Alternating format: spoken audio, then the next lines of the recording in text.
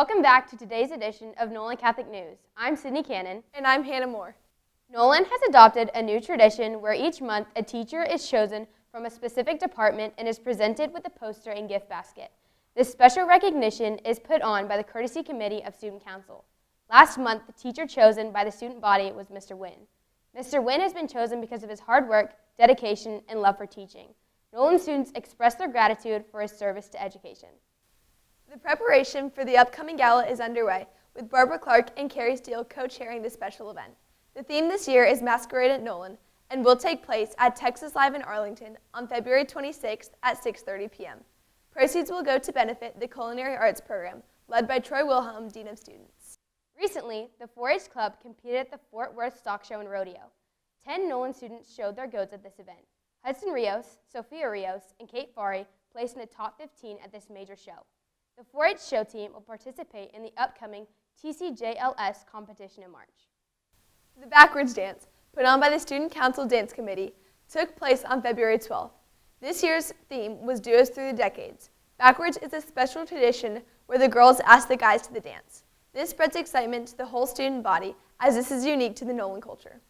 This past month, many Nolan students gathered together in Harnett Arena to say the rosary and pray for an end to abortion across the country. Here's Ava Bayer and Lillian Delvac with more on this event. An estimated 125,000 abortions are performed daily worldwide, which means 40 to 50 million babies are aborted each year. The Nolan Catholic Pro-Life Club strives to spread awareness about this issue and inform students about their fight against the Supreme Court decision of Roe v. Wade made in 1973. So the Roe v. Wade is a decision that was made by the Supreme Court. It was a 5-4 decision that basically ruled that the Texas law criminalizing abortion was unconstitutional. Students of Nolan Catholic attended the Rally for Life in Austin on January 22nd after their own rally held in the Circle Drive on the Nolan Catholic campus. Lauren Catamatori and Macy Parker make an effort to inform others on the goals of the Pro-Life Club and their fight to defend Planned Parenthood, as well as to spread awareness to the pro-choice community on the Catholic view of life. I would argue against pro-choice by saying that whether a human being has the right to live or die should not be a choice that people get to make. I would argue against pro-choice that there's DNA in everybody in unborn babies, and that it's we have the right to life and it's in the Constitution, so we should not take that away from them, and it's a clump of cells, so it matters just like everybody else. The significance of holding these rallies in prominent cities such as Austin and DC on the anniversary of Roe v. Wade highlights the impact this decision has had on the lives lost in the womb. In capital cities, Christian-based organizations work diligently to bring attention to this matter across the nation. Olga Watson, Nolan Catholic's campus ministry leader as well as Pro-Life Club administrator, organizes this trip for her students each year. She answers the question many Americans have argued over the years: when does life begin? Life begins at conception, and we know that through scripture. We also know that through science. We can see that life begins when the cells begin to multiply and grow. So, faith and reason go hand in hand. So we know as Catholics that our faith is in line with reason and with science, that there's a life that begins at conception. To be pro-life as Catholics is that we protect life from conception until natural death. The hard work and efforts from these Christian organizations experienced a breakthrough when Governor Greg Abbott passed the Heartbeat Bill in 2021. This bill bans abortions past the point of heartbeat detection. These rallies encourage movements like the Heartbeat Act and unify the pro-life community to make a difference for future generations. Nolan Catholic is proud to be a part of it. For Nolan Catholic News, I'm Ava Bayer. And I'm Lillian Delvac. Coming up next, Jesus Munoz with Viking Sports.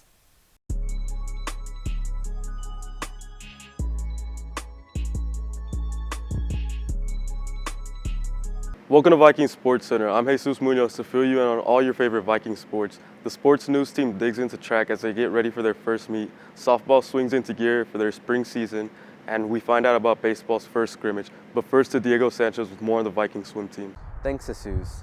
The Nolan swim team finished strong for the season this year.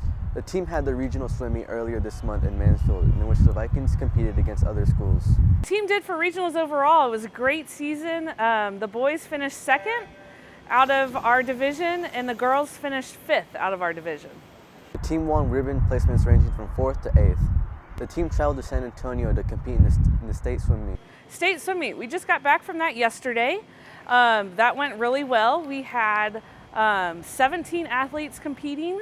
All 6 of our relays qualified for state, in addition to a handful of individuals.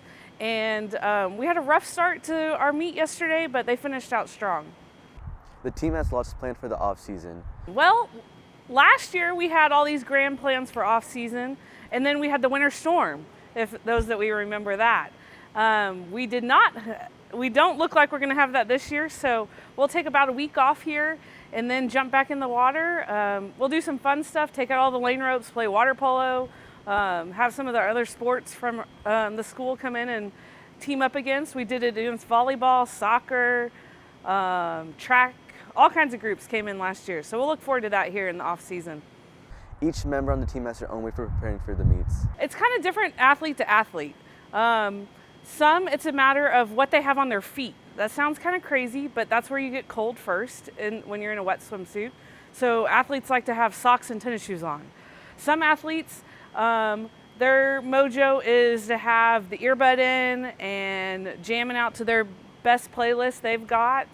While others, it's just a matter of, I need a bottle of water and a Gatorade and I'm ready to go.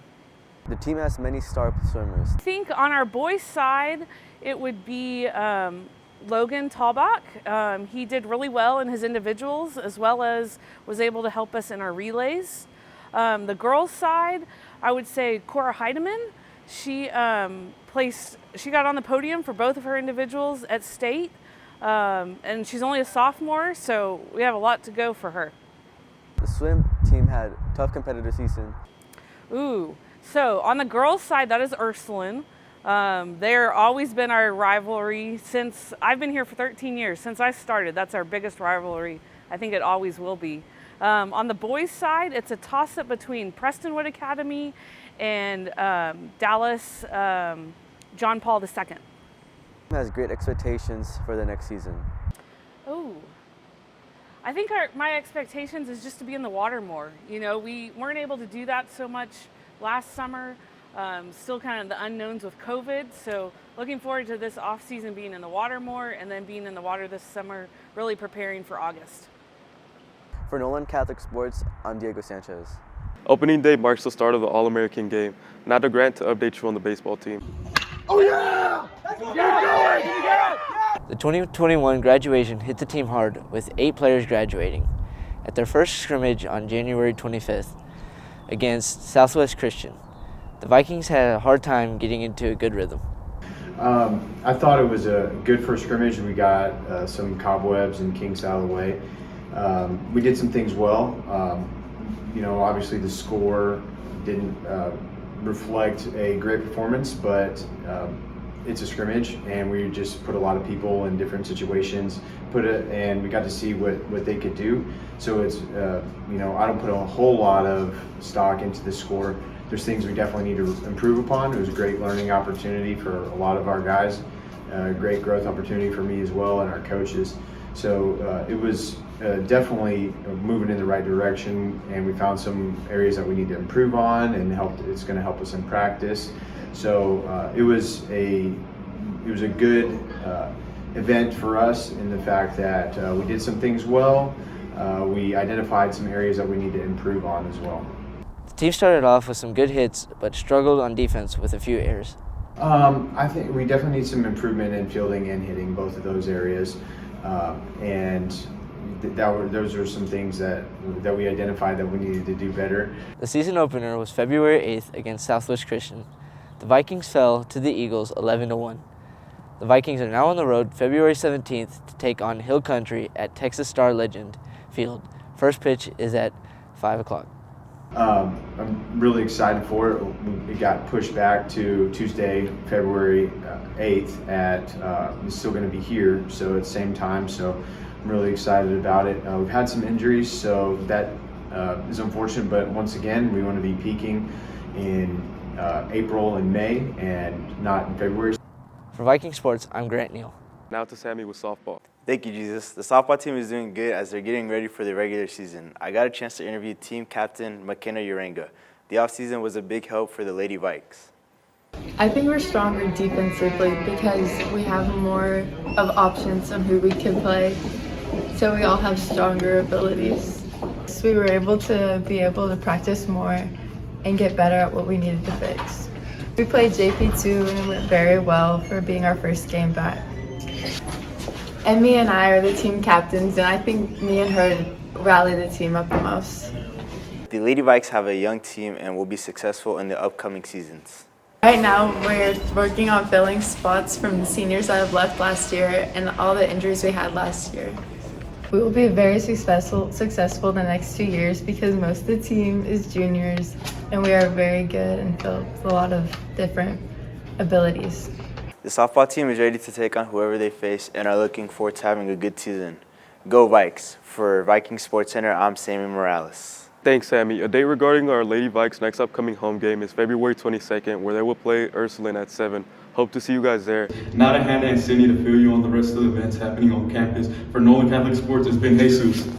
Next up, Sophia Sanchez will introduce the student athletes who made their commitments on signing day. Signing day is one of the most important days in a student athlete's high school career. Many students from Nolan Catholic made their commitments to colleges on February 2nd.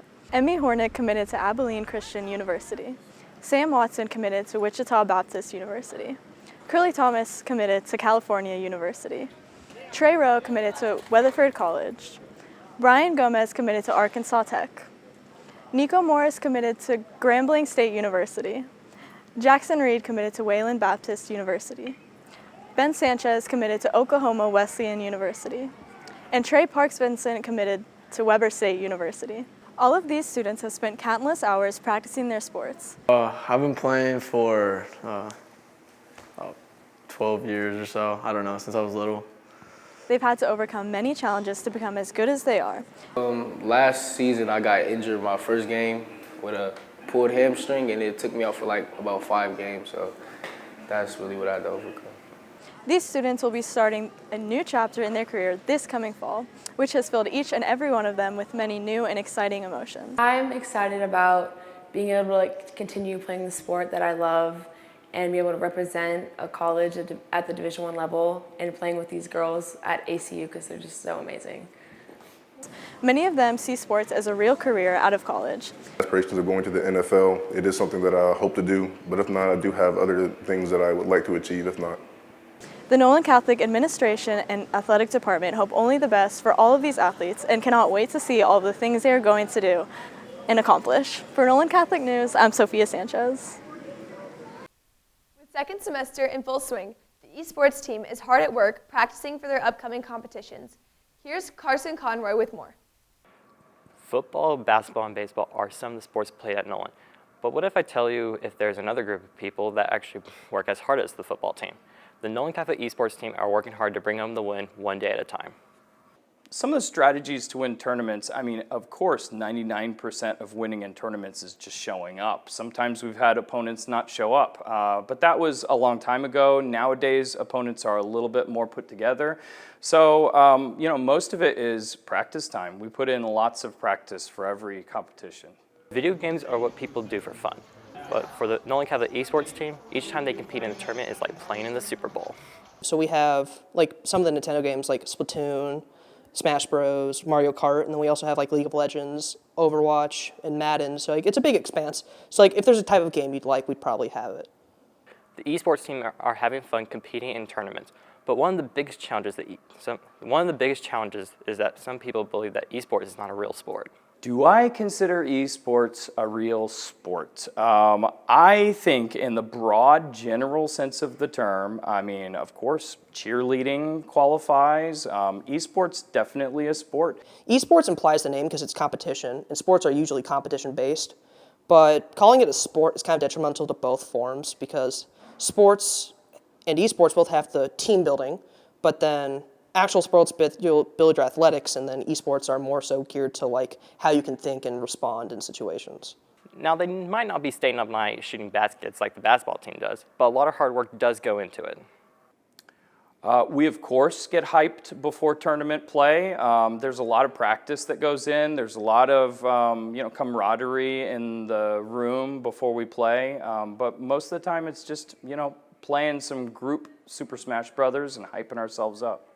Just like other sports, each tournament isn't always easy and have to look for a lot of complications. Programming errors, we don't really run into that many bugs in the games. We're playing, games that have been out for a very long time, so all the bugs have been worked out. One of the best parts of eSport isn't just the competing and winning, but what it does for the students at the end of the day.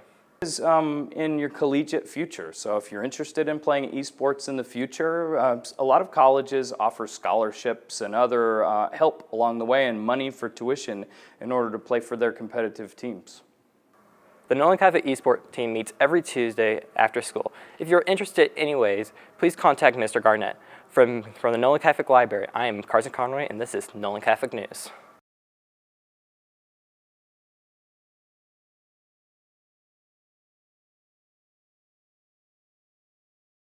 Since 1974, National Catholic Schools Week has been the annual celebration of Catholic education in the United States. Schools typically observe the week with masses, assemblies, and other activities for students, families, parishioners, and community members to celebrate.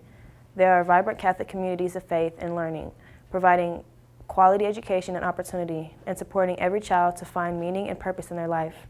On Sunday, students will attend Mass in their school uniform and submit a selfie with their priest. The 31st, students wrote letters to local businesses thanking them for their support of Nolan. On the 1st, Nolan students wore jeans and blue shirts for a blue out. College pendants were hung in the main hall showcasing different colleges. A slideshow at lunch displayed nice messages to the students from faculty and staff. On Wednesday, students handed out thank you treats to active military, veterans, and fire police departments. On February 10th and 11th, there were posters hung in the hallway. The parish guardians visited and attended Mass with the students and the faculty and later toured the school and were treated to breakfast in the Ideal Building. Friday, Nolan Culinary Arts class made snacks for faculty and staff. This celebration gives the Catholic community an opportunity to reflect on the principal teachings of the Church and how Catholic schools support the Catholic faith and education.